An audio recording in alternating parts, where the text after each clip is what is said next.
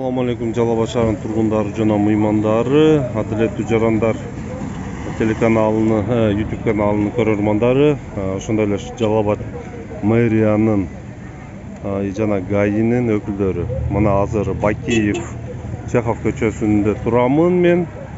Азыр карасаңар, бардакты карасаңар, мына таксисттер эки катар туруп алган.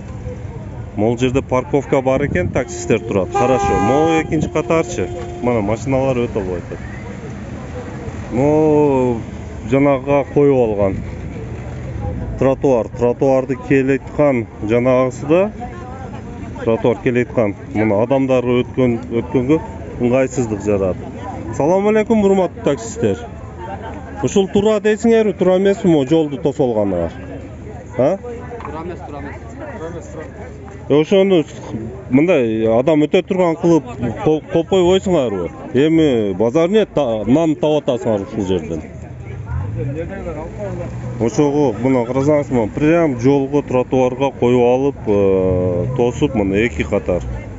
Бул жак парковка бар, базары нет, турат мына парковкада. Могу уже жолдо турат. Бул жол. Мына номерлери. Урматтуу гаилер, шуга чара көрүнүп койсоңор. Рахмат чоң.